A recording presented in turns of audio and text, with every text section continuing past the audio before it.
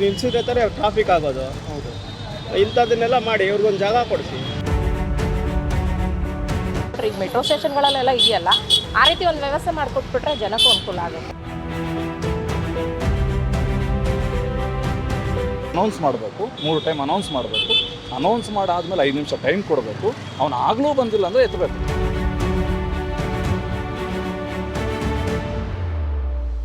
ಬೆಂಗಳೂರು ನಗರದಲ್ಲಿ ಎಲ್ಲಂದರೆ ಅಲ್ಲಿ ವಾಹನವನ್ನು ನಿಲ್ಲಿಸ್ತೀರಾ? ನೋ ಪಾರ್ಕಿಂಗ್ ಏರಿಯಾದಲ್ಲಿ ವಾಹನವನ್ನು ಪಾರ್ಕ್ ಮಾಡ್ತೀರಾ? ಹಾಗಾದರೆ ಹುಷಾರಾಗಿರಿ. ಟೋಯಿಂಗ್ ವ್ಯವಸ್ಥೆ ಮತ್ತೆ ಜಾರಿಗೆ ಬಂದಿರುವಂಥದ್ದು. ನೋ ಪಾರ್ಕಿಂಗ್ ಏರಿಯಾದಲ್ಲಿ ಎಲ್ಲಂದರಲ್ಲೇ ವಾಹನವನ್ನು ನೀವು ಪಾರ್ಕಿಂಗ್ ಮಾಡಿದ್ರೆ ಟೋಯಿಂಗ್ ವಾಹನ ಬಂದು ನಿಮ್ಮ ವಾಹನವನ್ನು ತೆಗೆದುಕೊಂಡು ಹೋಗುತ್ತೆ. ಗ್ರೇಟರ್ ಬೆಂಗಳೂರು ಅಧಿಕಾರಿಗಳು ಮತ್ತು ಪೊಲೀಸ್ ಇಲಾಖೆ ಜಂಟಿಯಾಗಿ ಟೋಯಿಂಗ್ ವ್ಯವಸ್ಥೆಯನ್ನು ಮತ್ತೆ ಜಾರಿಗೆ ತಂದಿರುವಂಥದ್ದು. ಈ ಟೋಯಿಂಗ್ ವ್ಯವಸ್ಥೆ ಬಗ್ಗೆ ವಾಹನ ಸವಾರರು, ಸಾರ್ವಜನಿಕರು ಏನು ಹೇಳ್ತಾರೆ, ಅವರ ಅಭಿಪ್ರಾಯ ಏನು, ಟೋಯಿಂಗ್ ವ್ಯವಸ್ಥೆ ಬೇಕಾ, ಈ ಬಗ್ಗೆ ದಿ ಫೆಡರಲ್ ಕರ್ನಾಟಕದಲ್ಲಿ ಒಂದು ವರದಿ. ಸಿಲಿಕಾನ್ ಸಿಟಿ ಬೆಂಗಳೂರಿನಲ್ಲಿ ಮತ್ತೆ ಟೋಯಿಂಗ್ ಸದ್ದು ಮಾಡುತ್ತಿದೆ. ಬೇಕಾಬಿಟ್ಟಿ ವಾಹನ ಸವಾರರು ರಸ್ತೆ ಪಕ್ಕ ನೋ ಪಾರ್ಕಿಂಗ್ ಸ್ಥಳಗಳಲ್ಲಿ ಅಡ್ಡಾದಿಡ್ಡಿಯಾಗಿ ವಾಹನ ನಿಲ್ಲಿಸಿದ್ರೆ ನಿಮ್ಮ ವಾಹನವನ್ನು ಪೊಲೀಸರು ಟೋಯಿಂಗ್ ಮೂಲಕ ಹೊತ್ತೊಯ್ಯುವುದು ಖಚಿತ. ಹೌದು, 4 ವರ್ಷಗಳಿಂದ ಬೆಂಗಳೂರಿನಲ್ಲಿ ಸ್ಥಗಿತವಾಗಿದ್ದ ಟೋಯಿಂಗ್ ವ್ಯವಸ್ಥೆಯನ್ನು ಮತ್ತೆ ಜಾರಿಗೆ ತರಲಾಗಿದೆ. ಎಲ್ಲೆಂದರಲ್ಲಿ ವಾಹನ ನಿಲ್ಲಿಸುವ ಮುನ್ನ ಒಮ್ಮೆ ಯೋಚಿಸುವುದು ಉತ್ತಮ. ವಾಹನಗಳನ್ನು ಬೇಕಾಬಿಟ್ಟಿ ಎಲ್ಲೆಂದರಲ್ಲಿ ನಿಲ್ಲಿಸುವುದರಿಂದ ರಸ್ತೆಯಲ್ಲಿ ಸುಗಮ ಸಂಚಾರಕ್ಕೆ ಅಡ್ಡಿಯಾಗುತ್ತಿರುವ ಕಾರಣ ಹಾಗೂ ಸಾರ್ವಜನಿಕರ ದೂರಿನ ಅನ್ವಯ ನಗರ ಸಂಚಾರಿ ಪೊಲೀಸರು ಹಾಗೂ ಗ್ರೇಟರ್ ಬೆಂಗಳೂರು ಪ್ರಾಧಿಕಾರವು ಟೋಯಿಂಗ್ ವ್ಯವಸ್ಥೆಯನ್ನು ಮರುಜಾರಿ ಮಾಡುತ್ತಿದೆ.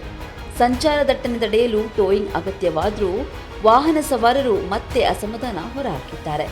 ಇದು ಮೊದಲಿನಂತೆ ದುಡ್ಡು ಮಾಡುವ ದಂಧೆಯಾಗಿದೆ ಎಂದು ಆಕ್ರೋಶ ವ್ಯಕ್ತಪಡಿಸಿದ್ದಾರೆ. ನೋ ಪಾರ್ಕಿಂಗ್ನಲ್ಲಿ ಪಾರ್ಕಿಂಗ್ ಮಾಡಿದ್ರೆ ಫೋಟೋ ತೆಗೆದು ಫೈನ್ ಹಾಕಲಿ, ಟೋಯಿಂಗ್ ಯಾಕೆ ಬೇಕು ಎಂಬುದು ಸಾರ್ವಜನಿಕರ ಪ್ರಶ್ನೆಯಾಗಿದೆ.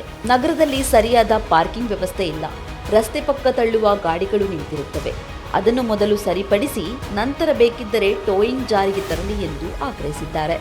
ಮತ್ತೆ ಕೆಲ ವಾಹನ ಸವಾರರು ಮಾತನಾಡಿ, ಟೋಯಿಂಗ್ ಜಾರಿ ಮಾಡಿದರೆ ತಪ್ಪೇನಿಲ್ಲ, ಎಲ್ಲೆಂದರಲ್ಲಿ ಪಾರ್ಕಿಂಗ್ ಮಾಡಿ ಇತರರಿಗೆ ಸಮಸ್ಯೆ ನೀಡುವುದು ತಪ್ಪಲಿದೆ. ಟೋಯಿಂಗ್ ವ್ಯವಸ್ಥೆ ಸರಿಯಾಗಿದೆ ಎಂಬ ಅಭಿಪ್ರಾಯ ವ್ಯಕ್ತಪಡಿಸಿದ್ದಾರೆ. ಅವ್ರು ಪಾರ್ಕಿಂಗ್ ವ್ಯವಸ್ಥೆ ಮಾಡಿಬಿಟ್ಟು ತಗೊಂಡೋದ್ರೆ ಬೆಟ್ರ್. ಹೌದು. ವ್ಯವಸ್ಥೆ ಮಾಡ್ದಿರ ಎಲ್ಲಂದ್ರಲ್ಲಿ ಹಾಕಿದ್ರು ಅಂದ್ರೆ ನಮ್ಗೆ ಜಾಗ ಬಿಡದೆ ತಗೊಂಡೋದ್ರೆ ಏನು ಸಮಾಧಾನ? ಹೌದು ಹೌದು ಹೌದು. ಮತ್ತು ಅವ್ರು ಹೇಳ್ತಾ ಇದ್ದಾರೆ ಕ್ಯಾಮ್ರಾಗಳೆಲ್ಲ ನಾವು ಇಟ್ಟಿದ್ದೀವಿ, ಡ್ಯಾಮೇಜ್ ಮಾಡೋದಿಲ್ಲ ಅಂತ ಹೇಳಿದ್ದಾರೆ. ಅದನ್ನು ಒಪ್ತಿರುತ್ತೆ ಅದೆಲ್ಲ. ಆಮೇಲೆ ಅವ್ರು ಒಪ್ಕೊಳ್ಳಲ್ವಲ್ಲ ಸರ್. ಹೌದು. ಅವ್ರು ಏನೇ ಇವಾಗ ಸಮಜಾಯಿಷಿ ಕೊಟ್ರು ಅವ್ರು ಒಪ್ಕೊಳ್ಳಲ್ಲ. ಆಮೇಲೆ ಮತ್ತೆ ಎಲ್ಲ ಕಡೆ ಹೋಗಿ ಕೂಡ ಪಾರ್ಕಿಂಗ್ ಮಾಡೋ ಭಾಳ ಸಮಸ್ಯೆ ಇದೆ. ಹೌದು ಸರ್, ಸಿಕ್ಕಾಪಟ್ಟೆ ಸಮಸ್ಯೆ ಇದೆ. ಮಾತ್ರ ನಿಲ್ಲಿಸಿದ್ರೆ ತೊಗೊಂಡು ಬಿಡಬೇಕು, ಬೆಟರ್ ಅದು. ನೋ ಪಾರ್ಕಿಂಗ್ ಏರಿಯಾ ನಿಲ್ಲಿಸಿದ್ರೆ ನಿಲ್ಲಿಸಿದ್ರೆ ಬೆಟರ್ ಅದು, ತೊಗೊಂಡು ಹೋದ್ರೆ ಬೆಟರು. ಸೊ ರೋಡ್ ಕ್ಲೀನ್ ಆಗಿರುತ್ತೆ.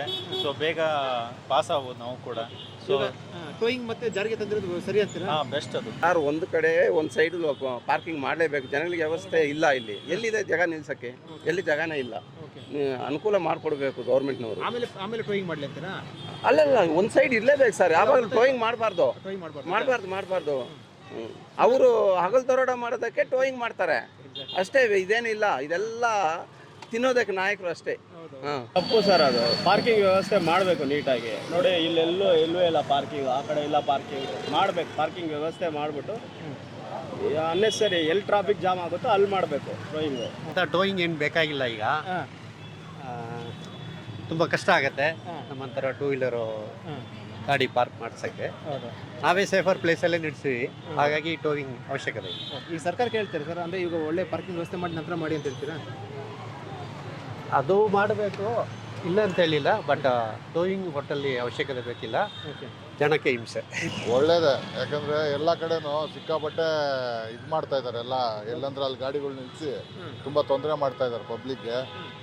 ಪೊಲೀಸವರು ಒಂಚೂರು ಕಂಟ್ರೋಲ್ ಮಾಡೋದಕ್ಕೆ ಅವ್ರಿಗೂ ಸ್ವಲ್ಪ ಇದಿರಬೇಕು, ಪವರ್ ಇರಬೇಕು. ಮತ್ತು ಈ ಥರ ಜನಗಳಿಗೆ ಭಾರಿ ತೊಂದರೆ ಆಗ್ತಾಯಿದೆ. ಅದರಿಂದ ತುಂಬ ಮಿಸ್ಯೂಸ್ ಮಾಡ್ಕೊತಾ ಇದ್ದಾರೆ. ಅದರಿಂದ ಟೋಯಿಂಗ್ ಒಳ್ಳೇದಲ್ಲ ಸರ್. ಎಲ್ಲಂದ್ರಲ್ಲಿ ನಿಲ್ಲಿಸೋರ್ಗಿನ ಒಳ್ಳೇದು. ಆದರೆ ಗಾಡಿಗಳನ್ನ ಸ್ವಲ್ಪ ಇದರಲ್ಲಿ ತೊಗೊಂಡು ಹೋಗ್ಬೇಕು. ಹಂಗಂದ್ರೆ ಎಳ್ಕೊಂಡು ಹೋಗೋದು, ಈ ಥರ ಎಲ್ಲ ಮಾಡೋದಕ್ಕಿಂತ ಇಲ್ಲ ಅಲ್ಲೇನೆ ಅವ್ರನ್ನ ಕರೆದು ಅವ್ರನ್ನ ಫೈನ್ಗಿನ ಹಾಕಿ ಕಳಿಸಿದ್ರೆ.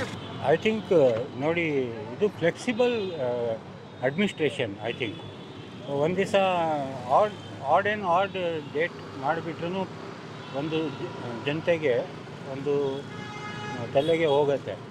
But any time anything always parking public R confused.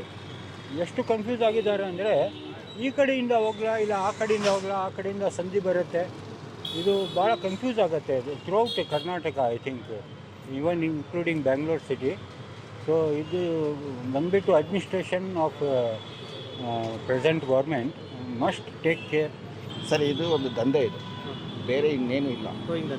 Towing ದಂಧೆ ಕರೆಕ್ಟಾಗಿ ಪಾರ್ಕಿಂಗ್ಗಳನ್ನ ಗುರುತಿಸಿ ಅದರಿಂದ ಆ ಕಡೆಗೆ ಹೋದಾಗ ನೀವು ಫೈನ್ ಹಾಕೋದಕ್ಕೆ ಶುರು ಮಾಡಿದರೆ ಅಥವಾ ಕಣ್ಗಾವಲು ಕ್ಯಾಮ್ರಾ ಇಟ್ಟರೆ ಸರ್ಕಾರಕ್ಕೆ ಬೀಳೋಂಥದ್ದು ಹೆಚ್ಚಿನ ಹೊರೆ ಕಮ್ಮಿ ಆಗುತ್ತೆ. ನಂಬರ್ 1 ಏನು ಗೊತ್ತಾ, ಈ ಟೋಯಿಂಗಿಗೆ ದುಡ್ಡು ಕೊಡ್ತಾರೆ, ಗ್ರಾಹಕರ ಇವ್ರು ಕಿತ್ಕೋತಾರೆ, ಅವ್ರ ಬಾಡಿಗೆಗೆ ಅವ್ರು ತೊಗೋತಾರೆ. ಇವೆಲ್ಲ ಮಾಡಿ ಯಾರನ್ನ ಇವರು ಉದ್ಧಾರ ಮಾಡ್ತಾಯಿದ್ದಾರೆ? ಒಂದು ಗ್ರಾಹಕನೂ ಉದ್ಧಾರ ಆಗ್ತಾಯಿಲ್ಲ, ಸರ್ಕಾರನೂ ಉದ್ಧಾರ ಆಗ್ತಾಯಿಲ್ಲ. ಏನು ಲೈನಿಂಗ್ ಸಿಸ್ಟಮ್ ಮಾಡಿ ಎಲ್ಲ ಕಡೆಗೂ ಪಾರ್ಕಿಂಗ್ ಕೊಡೋದ್ರಿಂದ ಏನಾಗುತ್ತೆ, ನಮಗೆ ಅಲ್ಲಿ ಕಣ್ಗಾವಲು ಇಡಲಿ, ಪಾರ್ಕಿಂಗ್ ಸರಿಯಾಗಿ ಮಾಡಿಲ್ವಾ, ಇನ್ನೊಂದಾಯ್ತಾ ಮತ್ತೊಂದಾಯ್ತಾ, ಅಲ್ಲಿ ಫೈನ್ ಹೋಗಲಿ. ಈ ವ್ಯವಸ್ಥೆ ಜಾರಿಗೆ ಬಂತು. ನೀವು ಎಲ್ಲೇ ಕದ್ದು ಮುಚ್ಚಿ ಓಡಾಡಿದ್ರು ಆಟೋಮೆಟಿಕ್ಕಾಗಿ ನಿಮ್ಮ ರೆಕಾರ್ಡ್ ಆಗುತ್ತೆ. ಒಂದು ಸಿಗ್ನಲ್ ಜಂಪ್ ಆಗಲಿ, ಇನ್ನೊಂದಾದರೆ ಟೋಯಿಂಗ್ ವ್ಯವಸ್ಥೆ ಮೊದಲು ಕಿತ್ತಾಕಿದ್ದು ಅದಕ್ಕೇ ಮಿಸ್ಯೂಸ್ ಆಗ್ತಿದೆ ಅನ್ನೋ ಒಂದೇ ಒಂದು ವಿಚಾರಕ್ಕೆ. ಅನವಶ್ಯಕವಾಗಿ ಸುಲಿಗೆ ಆಗ್ತಿದೆ ಅನ್ನೋದನ್ನು ಮಾಡಿ ಎನ್ಕ್ವೈರಿ ಆದಮೇಲೆ ಡ್ರಾಪ್ ಆಗಿದ್ದಿದ್ದು. ಮತ್ತು ಆ ಅವಶ್ಯಕತೆ ಏನಿದೆ, ಪುನಃ ಪ್ರಾರಂಭಿಸುವಂಥ ಅವಶ್ಯಕತೆ ಏನಿದೆ? ಈಗ ನೋ ಪಾರ್ಕಿಂಗ್ ಅಂತಿದ್ದ ಮೇಲೆ ಅದು ನೋ ಪಾರ್ಕಿಂಗೇ, ಪಾರ್ಕಿಂಗ್ ಅಂತ ಆಗಲ್ಲ ಅದು, ಅಲ್ವಾ? ನೋ ಪಾರ್ಕಿಂಗ್ ಅಂತ ಸ್ಥಿಮಿತದಲ್ಲಿ ಇರ್ತಾನೆ ಮನುಷ್ಯ, ಅಲ್ಲಿ ಮಾಡಬೇಕೋ ಬೇಡವೋ ಅಂತ. ಆದರೂ ಅಲ್ಲಿ ಹಾಕೋದಾಗ ಟೋಯ್ ಮಾಡ್ತಾನೆ. ನಾವೇನು ಮಾಡಬೇಕು, ಇವರು ಅನೌನ್ಸ್ ಮಾಡಬೇಕು, 3 ಟೈಮ್ ಅನೌನ್ಸ್ ಮಾಡಬೇಕು. ಅನೌನ್ಸ್ ಮಾಡಾದ್ಮೇಲೆ 5 ನಿಮಿಷ ಟೈಮ್ ಕೊಡಬೇಕು. ಅವನು ಆಗಲೂ ಬಂದಿಲ್ಲ ಅಂದರೆ ಎತ್ತಬೇಕು. ಈಗ ನೀವೇ ಕ್ಯಾಮ್ರಾ ಸಮೇತ ನೀವು ನಿಂತ್ಕೊಳ್ಳಿ, ಒಂದು 5 ನಿಮಿಷ ಟೋಯಿಂಗ್ ಗಾಡಿ ಬರುತ್ತಲ್ಲ, ಎತ್ತಿ ಎತ್ತಿ ಎತ್ತಿ ತುಂಬ್ಕೊಂಡು ಹೋಗ್ತಾರದು. 2022ರಲ್ಲಿ ಸಾರ್ವಜನಿಕರ ಆಕ್ರೋಶದ ಕಾರಣ ಟೋಯಿಂಗ್ ವ್ಯವಸ್ಥೆಯನ್ನು ನಿಲ್ಲಿಸಲಾಗಿತ್ತು.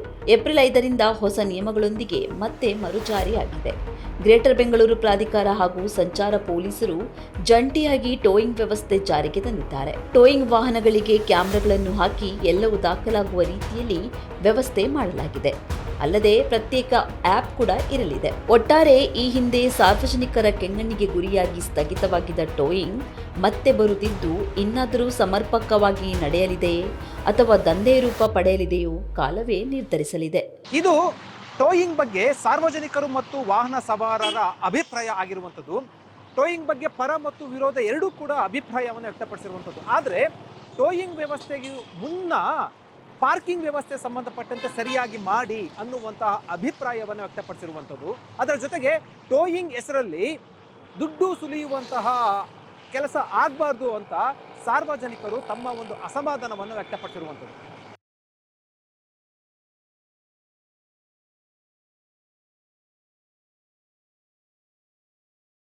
ಹೆಚ್ಚಿನ ಸುದ್ದಿ ಅಪ್ಡೇಟ್ಗೆ ಈಗಲೇ the federal Karnataka YouTube page ಅನ್ನು ಸಬ್ಸ್ಕ್ರೈಬ್ ಮಾಡಿ.